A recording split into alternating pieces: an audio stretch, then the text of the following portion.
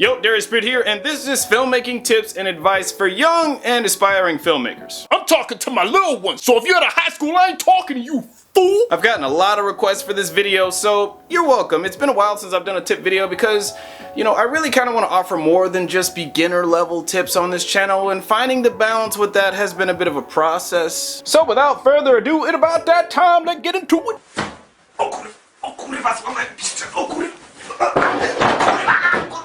Story. It all starts with story. At this level, your biggest focus should be learning the basic elements of story. How to build a beginning, a middle, and an end, how to infuse characters with clear goals, the basics and the importance of conflict and obstacles. The sooner you learn this stuff, the better, because especially like the character with a clear goal part, because that's the basis of audience engagement. You don't need expensive fancy gear to learn that. There are a lot of people out there with expensive fancy gear that still have not learned that. I will leave a link in the description section to a video I did on the principles of drama, which talks about the basics of narrative storytelling. Actors. Getting actors for your projects can be very challenging, and your options, you know, they're kind of limited, and also keeping the actors that you get on board can also be a bit of an issue as well. 1 minute they say, "You're making a movie? Cool, sure, yeah, I'll be in it." And then 1 or 2 hours into shooting, they say, "Man, look at the time. Whew, I gotta go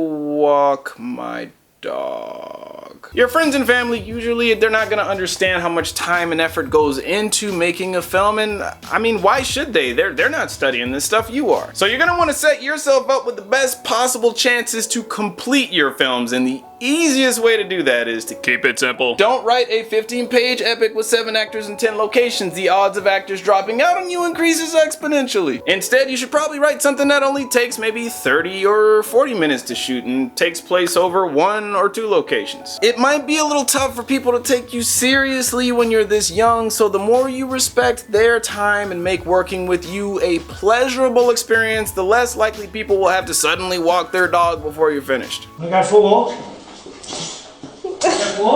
And if you ask them to act or work with you again in the future, they're more likely to say, "Last time he asked me, it didn't really take too long. Yeah, sure, let's do it." You can't completely eliminate the possibility of somebody dropping out on your project, but you can minimize it. Oh, and no Oscar roles, please. I said it once and I will say it again. Write to your friends' personalities. If somebody is shy, then write them a shy role. If somebody is playful and flirty, then write them a playful flirty role. It is so much easier to get good performances when you play to their natural strengths. Cameras. So what's the best camera for filmmakers just starting out? Any camera you can get your hands on, fool! If your school has a Blackmagic production 4K camera, great, use it. If you're 12 years old and have access to your dad's old T3i, great, use it. If all you have is your phone, great, use it. If it records, it's pretty much fair game. There's no excuse not to be making videos nowadays. At this stage in the game, your focus should be on practicing and learning, not on camera specs. You've got the rest of your life to worry about camera specs, believe me. I shot my first couple of films on a Sony TRV. Even at the time, it was one of the most crappiest cameras out there. If you can make something look good with your mom's old home video camera, imagine what you could do when you get your hands on a better camera later on. Framing. When you're not making films, you should take a lot of pictures. Work on your framing, work on using the rule of thirds, develop your photographic eye. That's something that you can work on all the time for free. Production. Work with people who are better than you. Why be the most knowledgeable guy on your production when you can be the second or third most knowledgeable guy on your production, and you can steal all kinds of great information from the other two? I always try to surround myself with people who know more than me, because then you learn twice as much. It's like a win-win situation. Editing. Maybe you've got access to Adobe Premiere Pro, maybe you got access to Final Cut X, maybe you don't. There are plenty of free editing applications out there if mom and dad don't really want to come up off of the cash. There's DaVinci Resolve, there's Hitfilm Express, there's Shotcut Editor, and there's like, I mean, there's quite a few free ones out there, and they don't have any of those annoying watermarks. I will leave a link in the description section to the editing applications that I just mentioned. Lighting. If you don't have any lights, use sunlight. You know, that giant ball of gas floating in space? Yeah, it's super free. If you don't have any reflectors to bounce light, then use your mom and dad's windshield reflector. If you don't have white foam core or particle board to bounce light, then get mom and dad to buy you some white poster board. You can use anything white, really. When shooting indoors, stage your actors next to windows. Use window light whenever possible. Film at golden hour. Easy way to get pretty shots with minimal work. Try to film in places with lots of available light. Industrial fluorescent light, I mean, it's not the prettiest, but it goes a long ways if you're not really able to light anything. Try and focus on other things like your framing and your acting and the story. I didn't light my first short film. I actually shot it in 30 minutes because that was the only time I had before I lost my actors and crew. I shot under fluorescent lighting. I will leave a link in the description section to the video I did on my first short film as well. Avoid shooting exterior night scenes. You're not gonna be able to light it in most cases. Support. Some of you may have supportive friends and family, but this isn't always the case. And when you tell them you want to be a filmmaker, sometimes their counter argument goes a little something like this. You want to make movies.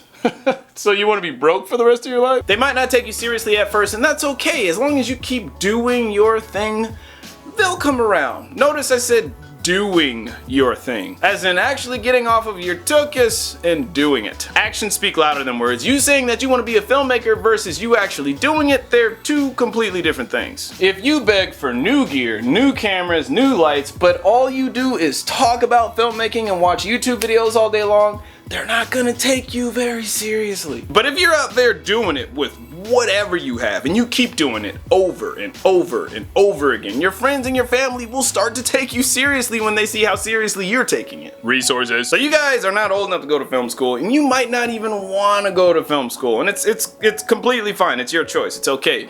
But there are a ton of free resources out there. There are quite a few right here on YouTube. You've got DSLR Guide, Basic Filmmaker, Film Riot, Cinematography Database, Every Frame a Painting, Letters from the Screenplay, Rocket Jump Film School, Filmmaker IQ, the list goes on and on and on. I will leave links to the ones that I mentioned in the description section. Criticism. You've got to be open to feedback, guys. You're not always gonna hear what you want to hear, but getting feedback and seeing how your film plays in front of an audience is crucial to the learning process. Sometimes the feedback you get can be heartbreaking, but just keep learning. We've all got to go through this process. I've gotten feedback before that made me question whether I should even make films. If you get bad feedback, it doesn't necessarily mean that they're trolling you. Well, some people are trolling you, but you'll learn the difference. Next. Many of you are very impatient and you want to become successful and famous overnight. I completely understand, but don't rush it. You've still got a lot to learn, so focus on learning the craft and getting good first, and the rest of that stuff will take care of itself. Whenever I made a film that I just felt didn't work, I usually found myself more amped to make the next film so that I could apply all these wonderful lessons that I learned from the last one that sucked. So what I'm trying to say is, don't worry about making masterpieces.